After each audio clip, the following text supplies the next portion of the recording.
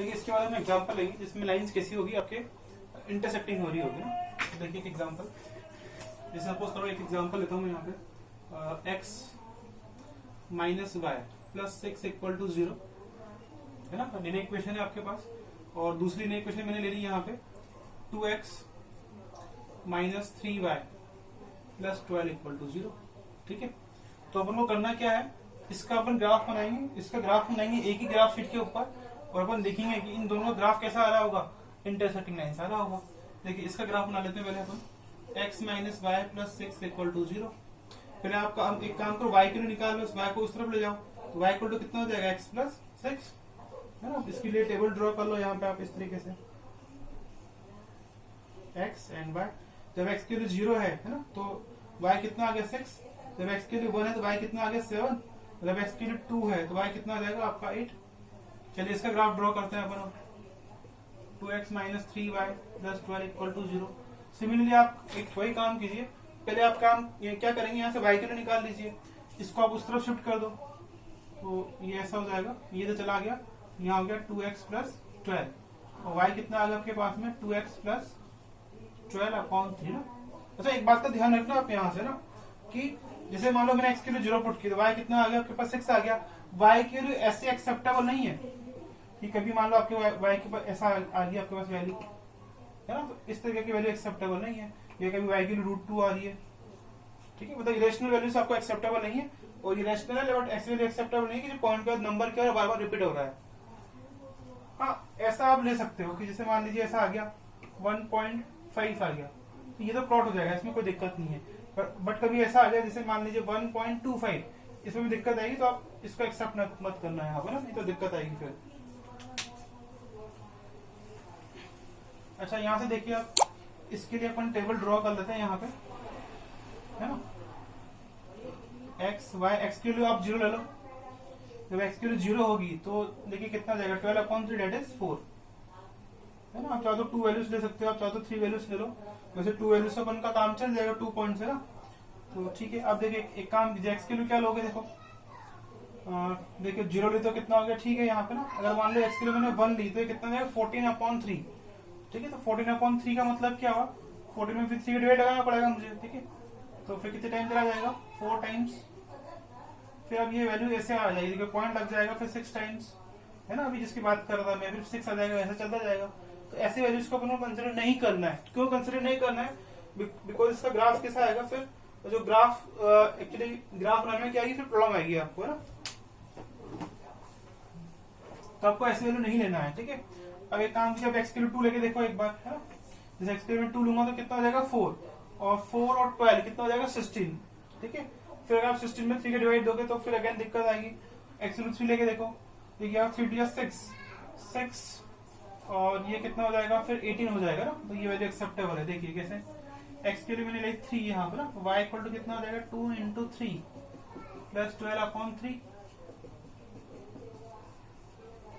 है ना, तो ऐसा हो जाएगा यहाँ पे 18/3 डेट इज 6। तो ठीक है, तो 3 ले लिया तो y कितना आ गया 6 आ गया। ठीक है, अब इसका अपन क्या करेंगे, ग्राफ प्लॉट करेंगे यहाँ पे। ठीक है, पहले आप इसको नोट कर लो, फिर इसका ग्राफ प्लॉट करते हैं। तो मैं एक काम करता हूँ, इसके पॉइंट्स को यहाँ लिख देता हूँ ना, मुझे इसको ट्रेस करना पड़ेगा। देखिए फर्स्ट पॉइंट कितना है इसका 0,6, सेकंड पॉइंट कितना है इसका 1,7, और थर्ड पॉइंट कितना है इसका 2,8। फिर इसका फर्स्ट पॉइंट कौन सा है 0,4, इसका सेकंड पॉइंट कौन सा है आपके पास में 3,6 है। आप चाहो तो एक पॉइंट और कंसिडर कर लो, बट ठीक है ना, 2 पॉइंट से अपना काम हो जाएगा। देखिए इसको अपन फर्स्ट पॉइंट बोल रहे हैं, इसको अपन क्या बोल रहे हैं सेकंड पॉइंट, 9th क्लास में पढ़ा हुआ था अपन ने। ठीक है, और इसको अपन एक और नाम से बुलाते हैं, डेट इज ऑर्डर्ड पेयर। क्योंकि ऑर्डर में ना पहले x वाला पॉइंट आएगा, फिर आपके पास कौन सा पॉइंट आएगा y वाला पॉइंट आएगा, इसलिए इसको क्या बोलते हैं अपन ऑर्डर पेयर बोलते हैं। देखिए अभी किस तरीके से इसका ग्राफ प्लॉट करना है अपन को।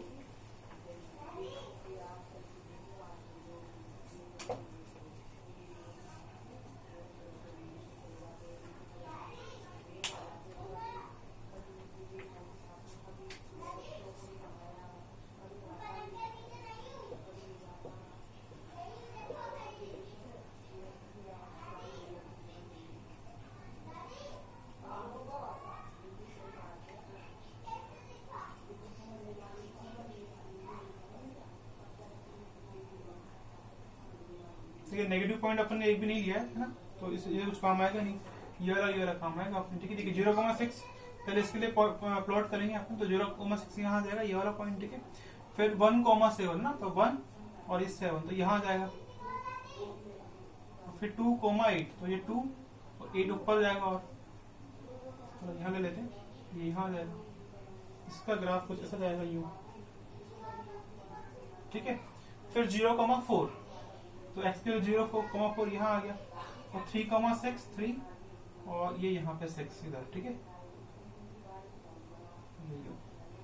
अब इसको ऐसे ज्वाइन कर दो, ये ऐसा जाएगा। ठीक है, ये यहाँ पे ये पॉइंट आएगा आपका इंटरसेक्टिंग पॉइंट्स है ना, और ये इस लाइन का जो ग्राफ है ना, ये इसका ग्राफ है, तो इसको आप ऐसे एरो लगा के लिख दीजिएगा यहाँ पे ना बोर्ड में, और इसको भी आप एरो लगाओ और यहाँ लिख दो। ये बेसिकली क्या बोर्ड का प्रेजेंटेशन ना, आपको ऐसे लिखना पड़ेगा बोर्ड में।